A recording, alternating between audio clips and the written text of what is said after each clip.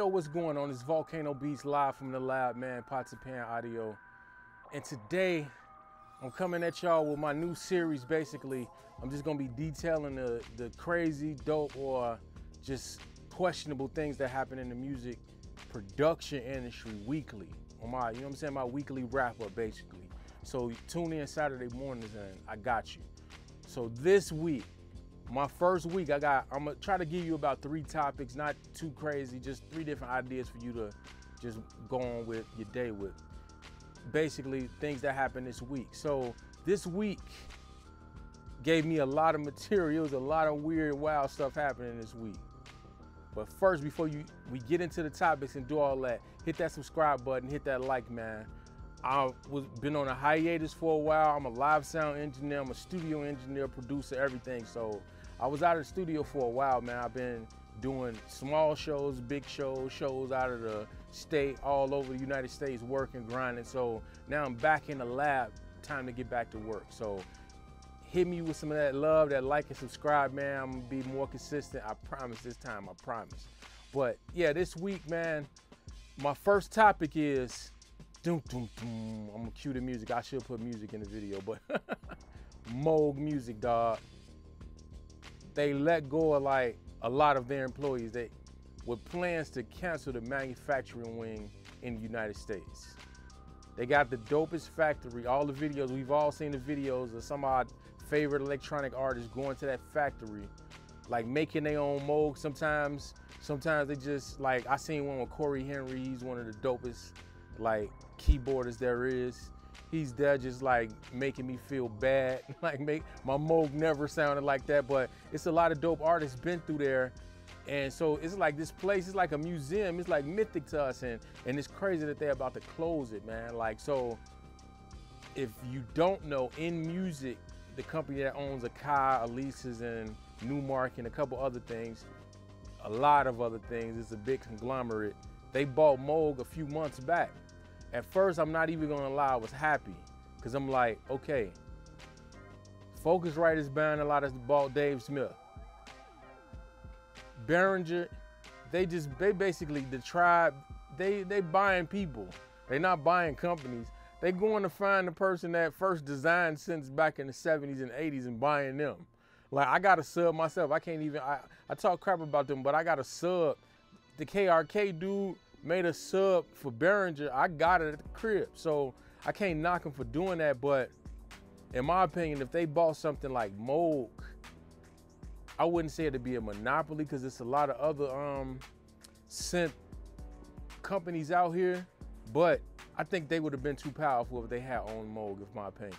Because like Moog still makes some of the best synthesizers to this day. I'm not even the type that rocks with the D-Fam or the Mother 32, but I see how dope they are in the subharmonic, harmonicon, whatever the name of it. Like, yeah, so some of those just evolve in synths that just play sequences and you do things to manipulate it. Like, I don't use those, but it's dope that they got them. My semi-modular grandmother and matriarch is dope. The one, I never really got into it, because in my opinion, the one feels like parts put together. It don't feel like a real synth, in my opinion. It don't feel like one piece of gear. It feels like just parts put together. But pound for pound is like the best synth there is, as far as like the capabilities. Is 16 Moog voices, like, it's nuts. And yeah, then I got my classics, my Voyager, my Prodigy. So I got about 5 or 6 Moog synths, man. And I got plans to buy like 2 or 3 more. I want a Matriarch and I want a Model D before they stop making them. I just thought about it. I gotta hurry up and buy a Model D. You never know when they're gonna stop making them. So I was happy that they didn't sell themselves to Music Tribe, because I'm like, man, they got too much. They already bought a lot of companies. They bought Midas, they bought TC Helicon, they got all type of companies, man. So I'm like, man, if Moog goes up under their wing, that's gonna be like too much they can in control of. Plus they already rip off all the Moog stuff anyway. So I kind of didn't want them to buy Moog, feel me? So when I saw Akai bought them, I'm like, man, that's dope, man. But then the shoe dropped, man. They fired like they and they planned to do a lot of the manufacturing overseas, like emoji with the fire around the head. Like, bro, I thought that's the point of us paying like 3 times the amount for these synths. It's because they manufacture it on US soil. Like literally you can figure out who put your synth together by the serial number. Like the people there, they've probably been working there for a long time. You can literally figure out who helped put the synth together by figuring out the serial number and stuff like that. Like I don't think no other company that's like doing mass production got anything like that. Like it's some microphones where we get like specific readouts of the frequency response, and I like that. But like Moog was doing something special. I've called them before about my Voyager, man. So like it's kind of shocking, honestly, man, that they did it so fast. Like I'm thinking like, okay, cool, the Akai money should come behind. Moog might do some digital synths, maybe. Like even though that's almost blasphemy, but it'll be dope. Just think about like I got about 15, 20 cents, man, and my favorite synth is my Hydra synth. I think it's the best one I got. That's straight digital. If you do the digital right, it's phenomenal. So I'm thinking like some dope coming down the line, and I'm hearing that they sold the company. I mean that they fired all these people. I'm like, wow. So they literally about to change what the vision of like what Moog is to us. Cause I did my research. I thought the factory was open longer. It's only been open since like 2011. So I thought it was open like since like when they came back. Cause I know they came back big bright. I thought it's been open since like, so Bob Moog didn't open his factory. I thought he opened this factory, but I was wrong. He didn't. I think he was gone. Yeah, he was gone by the time it opened in 2011. So, cause like, I think the Lil Fatty came out in 06 and he was gone by the time it released. So I know he was gone by the time his factory opened. So yeah, it's crazy that like these last almost 10 years, when you think of Moog, you think of like that hometown hero type of feel. Like it almost justifies the extra money you paying, cause technically you know what I'm saying? Are some of these synths really worth like almost double what they charging? Double other synths? Like you gotta think like the Model D reissue. Is that really worth 5 G's? In my opinion, nah. But it's Moog, man. It was hand built in North Carolina. You know what I'm saying? It's worth it for that aspect. But if they're about to change that, I'm gonna just keep my Moogs I got, and I probably don't buy anymore, man, because like it's almost like a stab in the back. Like they didn't stab us in the back. They kind of stabbed those people in the back, but the consumer, like we like on some, man, my Moog's hand built. I ain't gonna buy no Behringer.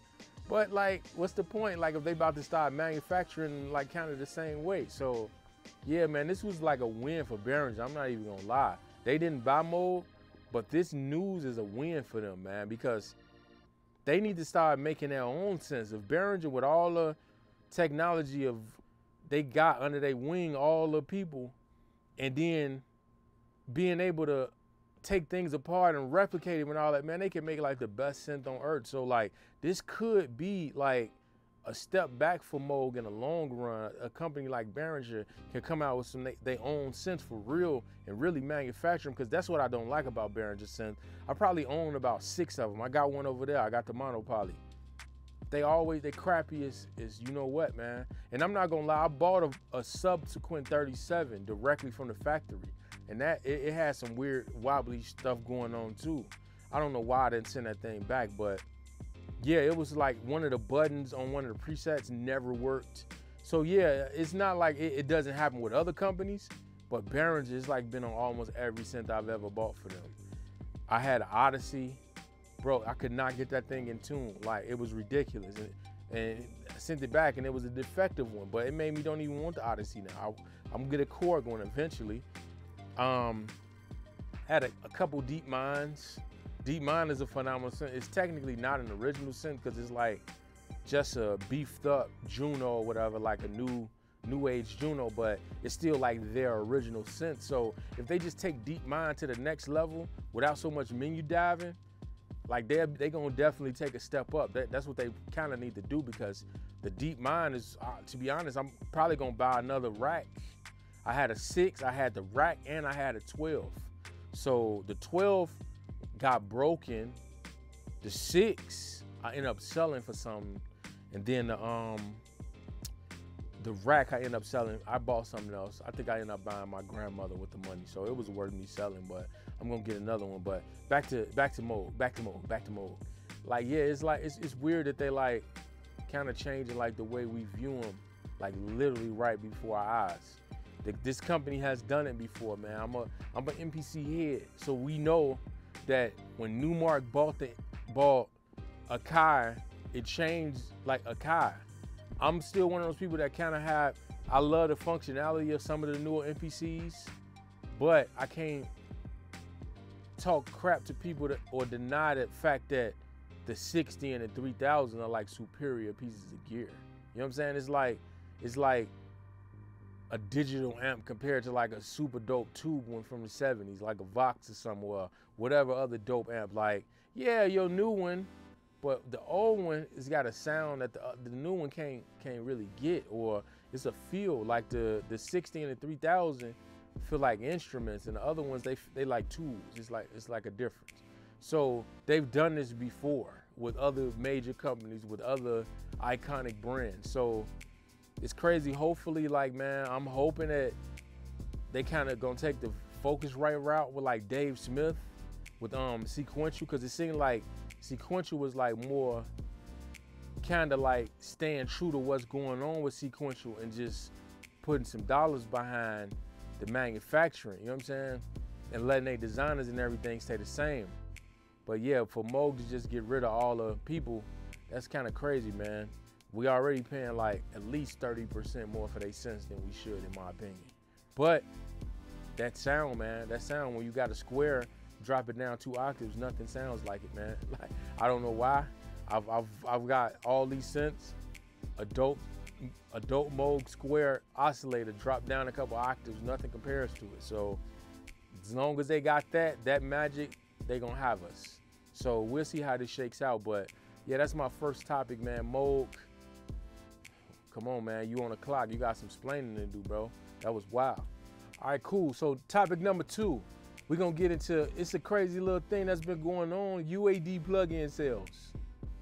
Like, I'm all for a good deal, but like the sales are getting to the point where they kind of like almost alienating the people who's bought the plugins already in the past. So one thing is and always is constant about UAD. That's why I kind of like the UAD route over like some of the other companies except Plugin Alliance. They don't make you pay updates and stuff. Like, so you bought your LA2A 10 years ago. As long as you got a DSP, you can run it. So now they starting to sell their plugins for like 40 bucks each. And it made me think like, man, like what about all the people who, like, let's say that same plugin, I remember you couldn't even get a UAD plugin for like less than $200 like 6-7 years ago. I remember I got my SSL for like $120 and I was so geeked because I got a UAD plugin for less than $200. So it's kind of crazy that they like, if you pay attention to it every couple weeks, they've been giving like ridiculous deals. One of them I'm upset at myself for not taking advantage of, because it's one of those things you like, yeah, okay. But nah, when you really think about it, like they was, because of the plugins I've bought in the past, they was gonna give you every plugin for like, give me for like $800. I'm like, wait. When the sale went past, I'm like, man, that was probably the best deal I'm ever gonna get from them for like DSP powered plugins.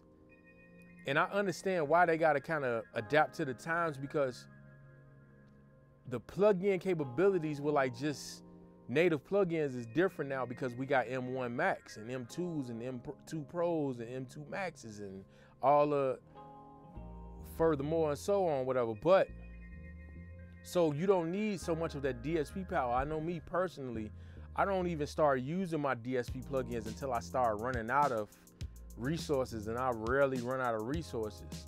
Now, if you like a Logic dude, you rarely run out of resources if you're using like native silicone plugins. So it's crazy that they're adapting to the times, but I think they should do it with better bundles, not individual plugins for 40 bucks. That mean they getting on the same train Waves was on a few years ago. I remember like having homies who bought Waves bundles for $2,000 and all that, and I gradually bought my little $20 plugins and got all the plugins they got. Cause like over a 2-3 year span, every plugin goes on sale eventually. So if I bought all mine for $20, the same 65 plugins that's in their bundle that they paid $1,500 for, those 65 plugins might have cost me what? If I'm buying them 30 bucks each, what, 65, 30 bucks each? That's like 195 bucks it might have cost me. I mean, nah, not 195, 1,900. So I guess I'm still closing price now. Thinking about it. You don't think about it when you gradually buying them. But if I was to buy every plugin in one of them bundles, it'd end up costing the same. So I guess I can stop crying. Because the UAD one, it was like 100 and something plugins. So I guess if you're charging 100 and something plugins $40 each, yeah, that's 4 racks, so 4 stacks. So yeah, that's not even close. So I guess this point is pointless. Be quiet, because I was about to buy all the plugins for $800 and I'm waiting. Black Friday, please let UAD drop that sale again, because it's like one of those things when people go crazy standing in line shopping for TVs. But if you pay attention to the newspapers and pay attention to the online emails and all that you get from these companies, the same deal happened in September. You just had to have the money in September or be paying attention. I wasn't really paying attention, thinking about it like, bro, I could have bought every UAD plugin for $800. Like, what was I thinking, man? I should have sold something if I ain't had the bread. It wasn't even about me not having the bread. I just literally did not think about it, did not take advantage of it, literally didn't pull the trigger. But I'm mad because I got a quad. We got an octo here, and I got a quad at the crib with my production set up. So man, just put both of them. I would have had, like, that's the second part that I wasn't really thinking about. The X16 here plus the octo, so that's 16 chips right there, and I got 4 at the crib. So literally, like, I'm giving myself unlimited UAD plugins for that 800 bone. So I'm waiting on that 800. Please bring that back. Even 1,000, I'll rock with 1,000. But yeah, it just kind of was different. I would say that's what kind of threw me, because it was kind of different seeing UAD sell plugins for 40 bucks. I'm like, is this native plugins? Because you know they got the native joints or the Spark. I'm like, are they selling those? But nah, it's like DSP joints. I'm like, okay, cool. On one hand, this is the same plugin they've been selling for 15 plus years. Okay, I get that. But that was the whole point. Like, y'all plugins were like more valuable because, like I say, with Waves, I subscribe to Waves because Waves make you pay that $240 every year to update all your plugins. Like, bro, if you pay 25 bucks a month, they come out to $27 after tax. $27 for the whole year. That's what, $320? So that $320 for the whole year, and I get all their plugins. So that it was 200 plugins, 100 something plus Waves plugins. That's a no-brainer. Even though I probably got about 40 of them, it's still about 25, 30 of them I would like to have. And even if I bought them 30 bucks each, that's $750. So that's 2 years of me paying that. So I'm like, I'm doing, and I'm getting all the new plugins. Yeah, I'm doing that. So I subscribe to the Waves. So with the UAD, I always said if UAD just did a subscription, 60 bucks a month for us to have all of them, they would have killed everybody a few years ago, but they didn't do it. They didn't pull the trigger. They should have, because that would have made more people buy their interfaces. They weren't thinking. They was thinking more like basically making us go back to the pump. Like, they weren't really thinking it out. If they had made it so we can subscribe to their plugins, everybody would have had a UAD interface. Literally everybody. Even like, you got to think like the 16, that's like $4,000. So, but if I could pay you $4,000 and then 50 bucks a month continually, like, bro, how much money you getting from me? $8,000, $9,000 over a 3, 4, 5 year span? Like, I think, you know what I'm saying? I think they weren't thinking it through. Or even if I buy a twin solo when those came out, like $600, $700, and then I'm giving you another $500 every year. That was a no-brainer. I think they jagged with that. Now they kind of like making their plugins less valuable, honestly. So I don't think they're gonna be able to keep pulling that with us. But it's kind of crazy, man. That's, like I say, my topics are about like things that like, whoa, what's that? Or like it might be new stuff I learned or whatever. But that's one of those things that like, wait, hold up. UAD plugins for 40 bucks? I happen to have the plugins that they've been putting on sale lately, but it was still crazy to me. Like, bro, I bought this distressor, not distressor, or like this LA2A, because you know the legacy one and the one you buy is not the same. So I bought this, the one pay extra for like $100, and now they giving it to people for $40, the same plug-in DSP. Like, so yeah, it's crazy though, man. But yeah, Antelope may play a part in that too, because I use Antelope plugins. I got an Antelope interface at the crib. I don't have an Apollo at the crib. I got an Antelope interface, and I got a quad DSP. So that's how I use the UAD plugins. But here at the studio, we got the Apollo 16, X16. So yeah, I'm entrenched. I'm in bed with them. I ain't going nowhere. So, but I'm definitely gonna keep my eyes out for that mega deal if it comes back around. That may be a once in a year thing, and I'm salty because I'm gonna have to wait till next year to get it. All right, last but not least, my final topic is the Isla Instruments Caladan. I don't know how to pronounce it. Caladan, whatever. It took me a long time to understand it was Isla. I was always saying Isla. So it's gonna probably take me a while to get the Caladan. But that thing, I'm putting in my pre-order. Like, it opened up today, literally today. It opened up, I'm putting in my pre-order because that thing is like the answer to a lot of my dreams. Basically, it's like, it's basically an updated version of like a couple things that we've had in the past, but now we got more processing, more power, and more ingenuity. I think Brad is gonna like knock it out of the park with how they implement the things.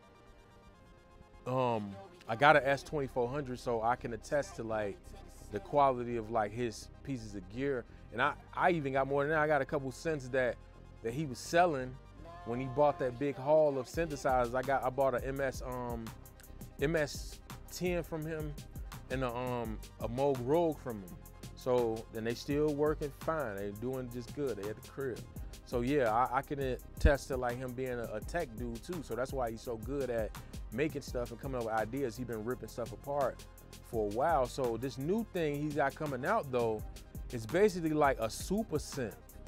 Now for somebody like me that use MPCs, and I never use my MPC in like computer controller mode, that's pointless to me. Like, I don't think the MPC can compare to like machine when it comes to workflow on your computer with like the super dope sounds that Nature Instruments has. So what's the point of using it like that? Like I told you, I got like 20 keyboards around my room.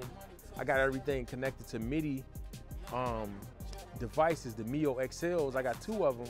So I don't use the MPC inside of like controller mode.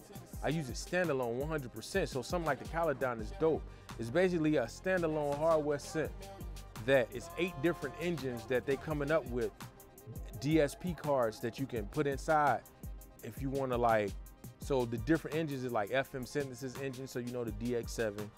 They got a mini Moog engine they coming out with, a SH, rolling SH engine, analog percussion, so you know the greatest analog drum machine of all time. We know what that is, the 808. So it's probably gonna have some 808 sounds in it, maybe some, if we going analog.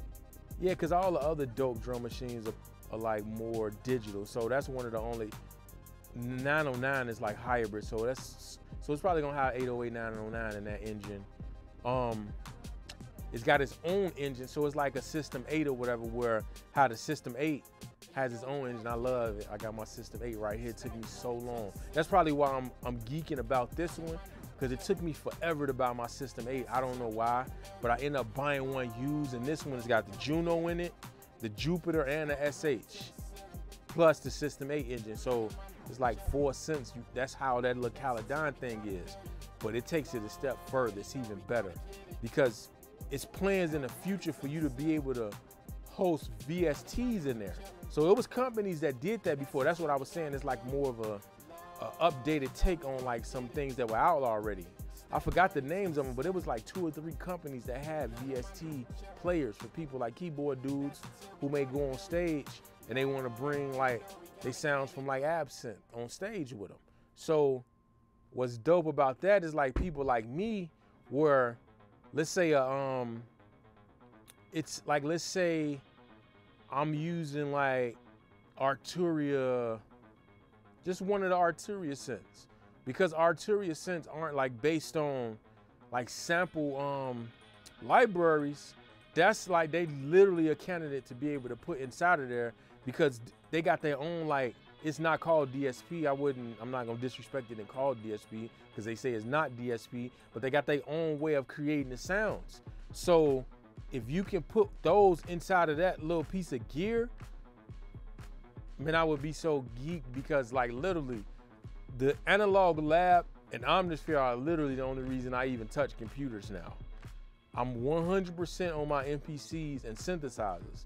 So if you telling me I could put a couple of those synths from my V collection inside of there and have it on my desktop with all these, it's like 16, it's like 4 rows of 4 knobs, and it's crazy. It's a lot of buttons, a lot of knobs. It looks almost like a updated, a upgraded like Novation pad, like a Ableton pad or something like that, or a drum, or a Kai 16 drum pad. It's like a better version of that. That's actually like a synthesizer. So I'm excited to get on the like pre-order list for that. They had like a live stream today. I couldn't get on. I saw a piece, but I couldn't get on the live stream because I was like doing some production work and some live mixing work earlier at the time they were having the live stream. But I'm definitely, I literally just sold like my Argon 8. I sold my MG1. I sold a couple cents that I don't use. I'm literally grabbing the money. I was just gonna put the money in the bank. I'm gonna just grab the money and just buy that. He said it's probably gonna be shipping like next year. That's the only thing I don't like July next year. That's like 10 months I'm waiting. But I remember people who got their Isla for like $900, and it was worth the wait because that Isla is phenomenal. I mean, not Isla, that S2400 is phenomenal. So I'm not gonna be on one of the people that complain later when it's like $2,000. I'm gonna buy it now when I can get it for like $1,000, $1,100 like he's asking. So it's a perfect thing for me because like I said, I've been loving my System 8. It's kind of the same philosophy where they got all these engines inside of there and you could switch the engine. But the difference is the System 8 is just like basically just a plug-in inside of the gear where you just host the different plugins. That one is an actual card. So it's like the engine you putting inside of there. So man, I can't wait for that thing. I'm a gearhead, so I'm just gonna do a little different than I've done in the past. You heard me say I'm selling a couple cents. Like it's like 10 keyboards in my studio, like right there. Literally, I'm looking at the Roland FA06. It's just leaning on the wall. I promise, I vowed I'm about to stop doing that. If something is leaning on the wall and it's been sitting there for 4 months, that means I don't use it. Unless it's something that's from 85 that I can't get in that condition again, I'm getting rid of it. That's not a synthesizer that I'm gonna miss like that. I'm getting rid of that, allocate my money to new stuff, you know what I'm saying? So I can always like feel inspired and all, like my MPCs over here. I'm probably getting rid of those. My 2000 XL, I literally haven't touched them in 8 months. So we shall see. But like, yeah, I'm getting rid of stuff like that to buy stuff like the Caladan, whatever it's called. Because like I say, it's a dope idea. Not many companies, that he's not the first, he didn't invent the wheel, but I look at it like I got a sequential time. I bought a cartridge for it that basically gave me all the old drum machines from the 80s inside of that one cartridge. That's how I look at that Caladan thing. It's basically putting all the most famous synth engines inside of these little DSP chips. You just put them in, it holds up to 8 chips. So it's that little thing can like, so basically it can replace all the synths in my studio, literally. Because I'm starting to use the MPC key anyway. I'm starting to touch the other keyboards less. They just sound modules at this point because I'm doing everything on the MPC key. So that's gonna really come in handy. I'm literally trying to visualize a little way to put it next to the MPC key, rack it up so it could just be sitting right there, because I'm gonna go crazy on the thing whenever I get it in my hands. Gonna have to wait till next year. But yeah, those are my 3 topics this week. Like I say, remember, hit that like, hit that subscribe, rock with me.